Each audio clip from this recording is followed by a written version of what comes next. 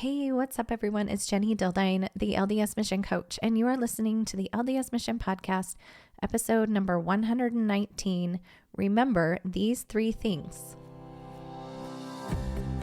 I'm Jenny, the LDS Mission Coach, and whether you are preparing to serve a mission, currently serving, a returned missionary, or a missionary mama like me, I created this podcast just for you. Are you searching for epic confidence? Ready to love yourself and to learn the how of doing hard things? Then let's go. I will help you step powerfully into your potential and never question your purpose again. It's time to embrace yourself, embrace your mission, embrace your life, and embrace what's next. Hey, what's up, everyone? Welcome to the podcast. I hope you're all doing fabulous on this fine Friday. We have reached the end of September. I don't know about you, but time is a ticking, folks. It's moving so fast. Unless you're a missionary mom listening and you're like, actually, no, it doesn't go fast. I felt like when my sons were gone on their mission, the first year went super slow. And then you pass that year mark, and then it starts to speed up a little bit and move faster and faster and faster until the last month. So maybe if you have a missionary coming home in the next week or so, you're like, no, this month it like slows to a standstill. So yeah, that's just kind of a funny tidbit is people ask me, they're like, is it always going to feel this slow? Is it always going to feel this hard? And I'm like, no, you'll get used to it and it'll speed up after the first year. And then the last month won't be as slow as molasses. So, but for me, time's been going pretty quick. You know, I feel like I have a lot of stuff we're doing, a lot of trips, coaching trips and family trips. And, this next weekend, I'm going to go see my son down at school at Ensign and check on him. So lots of fun things going on. And in fact, I think when this episode comes out, my daughter has homecoming. It'll be the weekend of homecoming for high school. So we are headed into all of that fun stuff, as well as I'm just really realizing as I'm looking at the calendar, General Conference. So that is woot woot. That is always such a fun time of year. I always think about, my son told me when he was on his mission that General Conference was the closest thing that you get to a vacation when you're on the mission. Do you guys feel that way too? If you're serving right now, that General Conference is a little bit of a respite and it's kind of a nice, relaxing time, hopefully for you, or a fun time that you're getting together with other missionaries to watch. So anyway, sending love to all of you currently serving, those getting ready, those who are home, anyone who's struggling, sending you especially a lot of love. And I'm thinking about you guys every single day and always just like, how else can we help? How else can we reach them? The time after the mission, especially, one of the reasons I got into this work in the first place is just because I just realized it doesn't have to be that hard to come home from a mission, or it shouldn't have to be that hard, I guess. It is hard, and it shouldn't have to be as hard as it is. And so sending love to all of you wherever you are in the mission experience. If you're a mission president, or I think we're calling them mission leaders now, right? If you're a senior couple, wherever you're at, sending you the most love. Okay. Today, I wanted to talk about remember these three things. And what prompted this podcast episode was the fact that I had a strategy call with a preparing missionary. And she was the sweetest girl. And she felt like she'd, taken some mission prep classes and was a little bit worried about maybe possibly having to learn a language. She didn't quite have her mission call yet, but she wanted to hop on and just sort of pick my brain and just get some advice from someone who's had thousands of sessions with thousands of missionaries we should say thousands of sessions with hundreds of missionaries in all different stages of the mission experience. And so, we talked through a couple things. She shared some concerns, and then I just was like, is there anything else I can help you with Do you have any questions for me? Anything else? And she said, well, what is your last piece of advice? Like, what advice would you give someone that was heading out on a mission? And I love opportunities like this because it gives me an opportunity to take all of my content over 4 years of content, of emails and of podcasts and of talking to people and meeting with people and social media posts. It gives me a chance to take all of that content and boil it down into just like some bullet points, which I think is the perfect concept for a podcast, because those little easy digestible things, I think, are some of my favorite podcasts, something that I can take away and start using immediately and start immediately implementing. Now, the useful thing about these 3 things that I'm going to share with you were intended when I talked to her to be 3 things to remember on your mission. But I would venture to say that this could be used in any aspect of your life. So remember this when you're starting college. Remember this when you're starting to have babies. Remember this when you're changing jobs. Remember this when you're graduating from college. Remember these 3 things at every aspect of your life. So maybe as you're listening, depending on where you're at, you can kind of see if you can apply them. Or maybe you just recently are new mission leaders, went out in July, and you're just feeling like you're starting to get your bearings and everything like that. I think all of these are applicable in all aspects, and I think important things to remember. So I'm going to just go over them briefly. Is if we're going to remember 3 things, let's remember number 1, you can't do it wrong. Number 2, remember your way is the best way and you don't need to be different than you are. And number 3, remember you're going to have to be willing to feel, and it's okay if you do. Okay, so number 1, remember you can't do it wrong.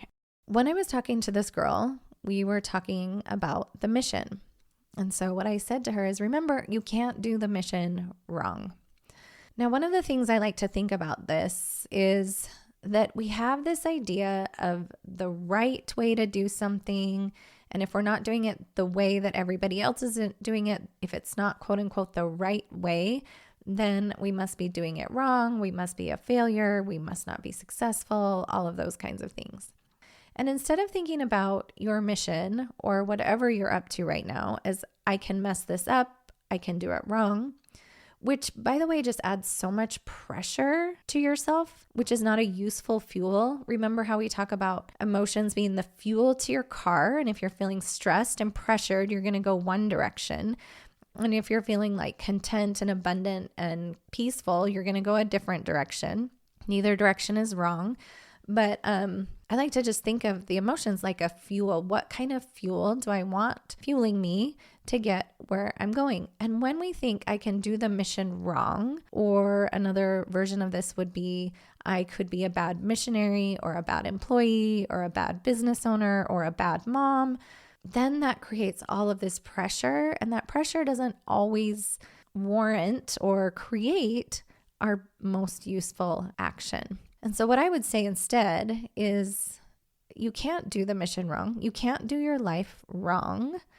Your life is just basically a big experiment, right? Your mission is an experiment. You're going to try some stuff and then you're going to try some more stuff. And even more than an experiment, I often like to think of our missions or our lives like a creation. And I've talked about this many times on the podcast, is like you're a creator. You were created in the image of our heavenly parents, who are also creators, and that divine gift of creation they gave to you to create a mission experience, to create an education, to create an email, to create a conversation, to create a podcast like I have been doing here. And so just remember that you can't do it wrong. You just can't. Relax into this idea and surrender to this idea that, you know what? I get to create what I want, and that's going to be fun. It doesn't have to be filled with pressure. Okay. Number 2, remember your way is the best way, and you don't need to be different than you are. What we tend to see right on the mission is we jump into this group of really homogenous people. Everybody looks like us. Everyone's wearing basically the same clothes or the same uniform, the same tags, following the same rules, teaching the same things, having the same goals, which can be really valuable and helpful until you start to look around you and notice how you're different. Maybe someone on the mission has told you you need to be more bold, or you need to be more outgoing, or you need to jump into the lesson more than you are, or whatever that is, right? But listen, you didn't go on the mission to be somebody else. You didn't get that job. They didn't hire you for that job because they want you to be someone else. Right? And even let's say you're getting married or you're having babies, it's like you're supposed to be the mom to those kids. So you don't need to be different than you are. Now, please don't misunderstand me. This is not to say like we never want to like evolve or change or grow or whatever, but it's tough to do that from a place where you're judging yourself and hating where you are. Always the best growth and change and transformation comes from self-love, self-compassion, loving where you are, and then wanting something different. So I'm all for it. If you're like, you know what? While I'm out here on my mission, I think I want to stretch myself a little bit. I think I want to get a little bit better at talking to people. By all means, go for it. But don't judge yourself because you're quote unquote shy, or don't judge yourself because you're quote unquote not bold. Your way is the best way, and you've been given certain gifts, talents, abilities, maybe your companion doesn't have, or maybe if you're working in a company, like one of my coaches, he was a physics major, and now he's working in a company doing physics stuff, I'm pretty sure. And his way is going to be different than the other people that he's working with. And his way is the best way. You're always going to be the best version of you when you're you. It makes total sense, right? Like, I think we understand that logically, but really remember and let that land. Your way is the best way, and you don't need to be different. If you want to broaden your skills and all of that, that's great. That's super fun, but you don't have to be different. You don't need to be different than you are. You will reach who you need to reach and connect with the people you need to connect with when you're being you. And then the third thing, remember, you're going to have to be willing to feel, and it's totally okay if you do. I think we sort of believe that we're willing to feel certain emotions. Does this sound familiar? Like, I'm totally willing to be happy and content and even maybe feel a little pressure and work hard, but I don't want to feel all those other emotions like lonely or homesick or sad or anxious, right? So here's what you need to know is if you want to remember this third thing, it is that you have to be willing to feel all of them. And I'm not saying that you will feel all of them. I'm just saying you got to be willing to feel all of them. And it's also totally okay that you do.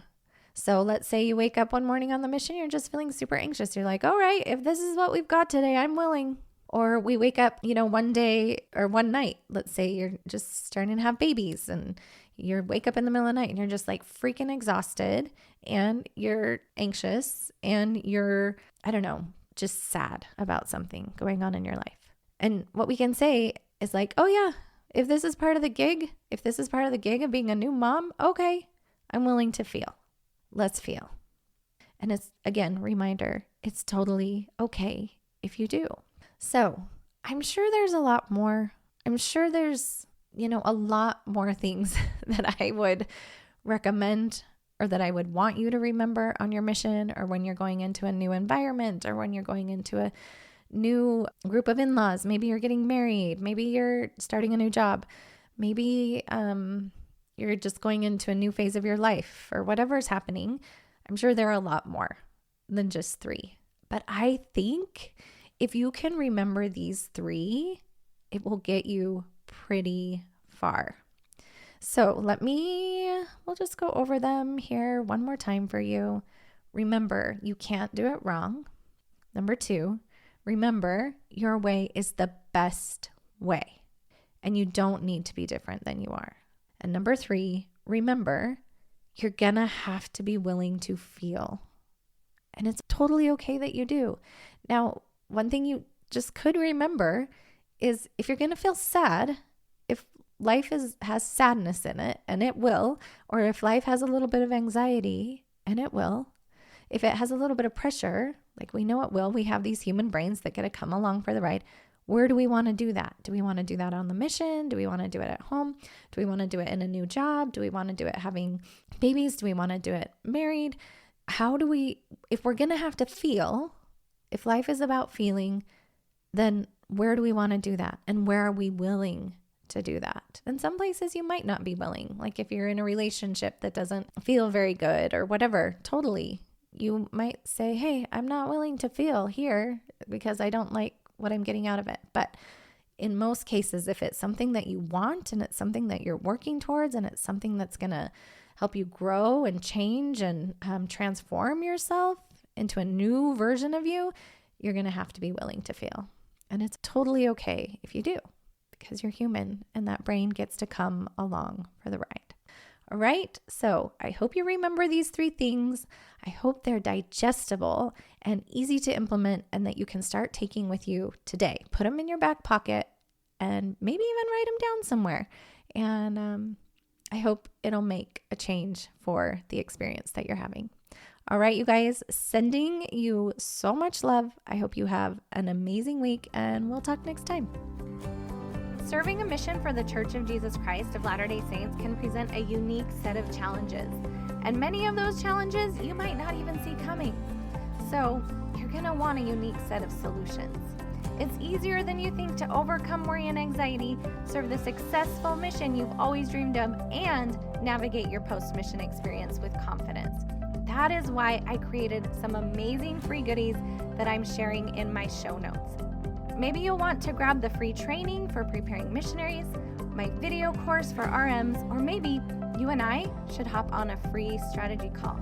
If you're ready to take your preparedness to serve or your preparedness to come home to the next level, then go grab one of those freebies.